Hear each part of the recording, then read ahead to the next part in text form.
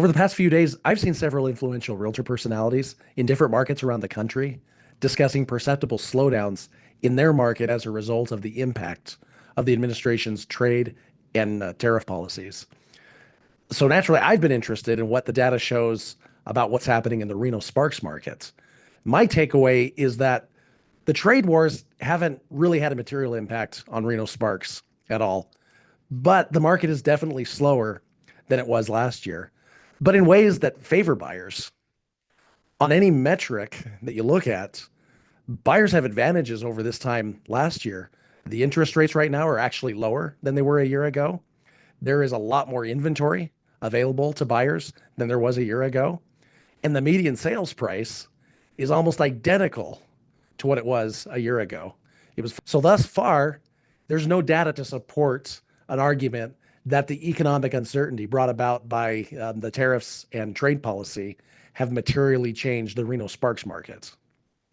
Three metrics I look at to evaluate the health of the market are: first, the number of showings per week. This is a reasonably accurate measure for what buyer activity has been. Now, there's a few listings that don't use showing time where I get the showing data. And there's occasions where realtors will book an appointment just to preview a property or for inspections or for some other purpose. But those are generally outliers. And in general, the number of showings per week is a pretty good measure of what buyer activity has been.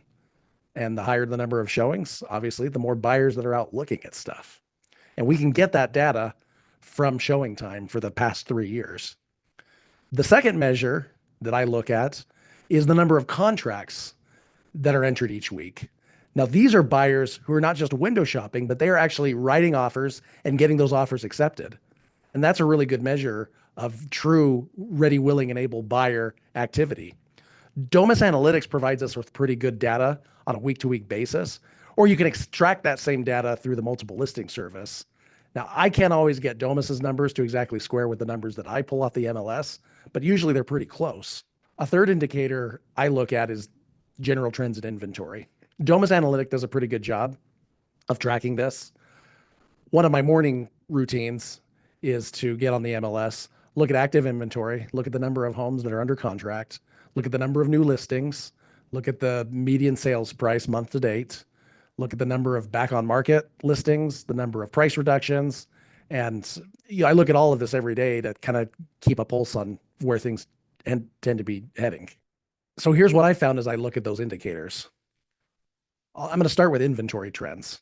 As I mentioned, the market is definitely more buyer friendly than it was at this time last year. As of this morning, there are 847 single family homes actively for sale in the Reno-Sparks area. And there are 538 additional homes that are under contract and scheduled to close escrow. That means there are a little under 39% of all homes for sale that are under contract right now.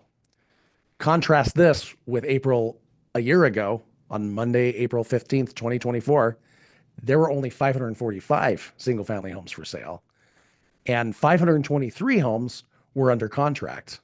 So last year at this time, 49% of all single family homes for sale were under contract and scheduled to close escrow. That's a meaningful difference. We have a few more homes under contract right now than we did a year ago, but there's quite a few more homes for sale, almost 300.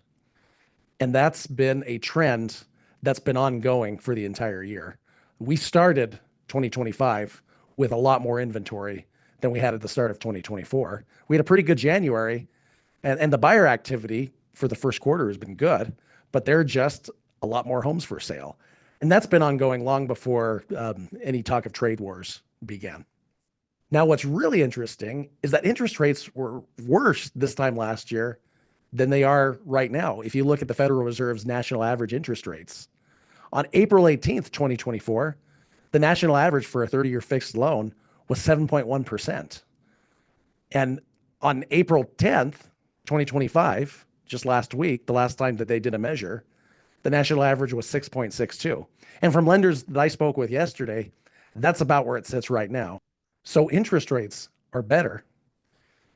And prices are basically the same as they were at this time last year. The median sales price for April 2024 for a single family home in Reno-Sparks was $565,000. The March 2025 median sales price was 570,000, and to date for April of 2025, the median sales price is still 570,000. That's only 5,000 apart. They're basically the same. What this means is if you're a buyer in Reno right now, prices are essentially the same as they were a year ago, and the interest rate, as I sit here right now, is lower than it was a year ago. And there's a lot more houses for sale than there were a year ago. So this is all good news for a buyer. Now, the caution is that interest rates have been more volatile than usual over this last week. And so my video could be outdated in a week, or it could be prescient. We'll find out. 2 weeks ago, the tariffs were announced. The stock market dived. And for the first 2 days, interest rates dived, but then they changed direction and shot up significantly. It's pretty reasonable to say that the overall sentiment about where the market is as a whole has been fairly pessimistic over the last couple of weeks. And I'm not surprised that there's some markets in the country where there has been a perceptible market shift just since the tariffs were announced a couple of weeks ago. But I'm pretty confident in saying that we haven't seen that reflected in buyer activity in Reno just yet. And the two measures I base that on are the number of contracts that have been entered the last couple of weeks and showing activity. Like I mentioned, Domus Analytics keeps pretty good weekly numbers. They only go back a year. If you go back further, you have to look at it on a monthly basis. But you can pull the same data from the multiple listing service and extract the same numbers. But I'll admit, I can never quite get my numbers to square with Domus's numbers. But whether you use Domus's numbers or my numbers that I pulled off of the MLS, buyers have been entering into a lot of contracts over the past 3 weeks. There's no question about that. According to Domus's numbers, last week saw the second highest number of contracts that we've had since late April 2024. I shot a reel a few days ago that included condo and manufactured homes in the numbers that I was reporting on. But for this video, I'm just focusing on single family homes. And that's just to make an apples to apples comparison. According to Domus, we had 114 single family homes go into contract last week. With all the turmoil that was happening in the national and global markets and with all the bad news, we still had more contracts last week than we've had, with one exception, since the week of April 27th, 2024. And the one exception was just a couple of weeks ago when we had 118 homes go under contract. So the uncertainty about the national market has had zero impact on buyer sentiment thus far. Now, the showing numbers suggest a modest slowdown, but not a material slowdown. The first week of April was dynamite for showing appointments. 1,858 showings in the Reno-Sparks area just that week. That's higher than any week since the week of March 10th, 2024. So last week, the number of showings was down a couple hundred at 1,658, but those showings numbers are still pretty good. The average number of showings over the past 3 years for the spring months of March, April, and May is 1,699. So while last week was a little bit lower than that average, it wasn't off by much. And importantly, of those 1,658 showings, we had more contracts entered into last week than all but 1 week over the past year. Let me share a couple other indicators that are worth mentioning. The number of back on markets, those are homes that were in contract but fell out of contract in the last 4 days. And I keep a rolling tally of where that number is every morning. As of this morning, we had 21 units that were back on market, and that includes condos and manufactured homes. That is a little higher than usual, but that is not at all an abnormal number. There are lots of occasions where there are 20 homes in the back on market status. Contrast that to March 21st of 2020, as the COVID pandemic was sinking in, we had 45 homes back on the market. Another worthwhile indicator is the number of homes that have reduced their price in the last 4 days.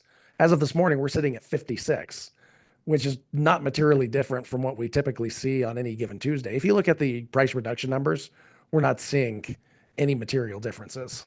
So I say all this really cautiously. One of my favorite genres of literature are books detailing the buildup to the Great Recession. Books like The Big Short and Too Big to Fail. Some of my favorite books. Nobody wants to be the person oblivious to the market changing around them, like many of the characters in those books. So it's something that weighs on my mind heavily when we have potentially disruptive market situations like we have now. But while that weighs on my mind, and it's obviously an evolving situation, but there are not any signs of a buyer panic locally right now.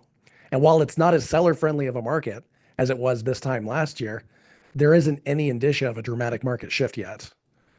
Personally, I think that where the market goes is entirely dependent on which way interest rates head. In 2024, rates climbed to about 7.25 at the beginning of May, but then they went down and down and down to a little over 6% by mid-September. That just happened last year.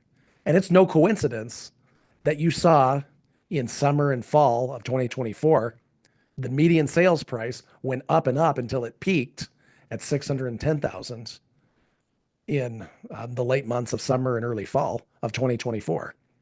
And then the prices pulled back as we saw rates hike after the election.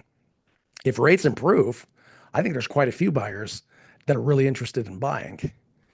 And if the rates get worse, I think the increased rates are going to throttle that back. If you have any questions or thoughts about where the market is or about anything that I've said in this video, and don't hesitate to reach out. I'd love to chat about it more. Stay vigilant.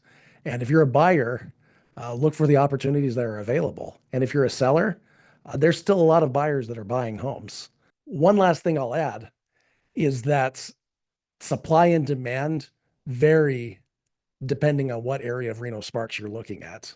I think as a general rule, the high new construction areas in Spanish Springs have a lot of inventory, and consequently, there's a lot of opportunities for buyers up there. There are other parts of town that still have a pretty significant supply crunch. So if you want to have a more localized conversation about particular areas of Reno-Sparks, definitely reach out to me, and I'd love to discuss that more as well. Thanks for making it to the end.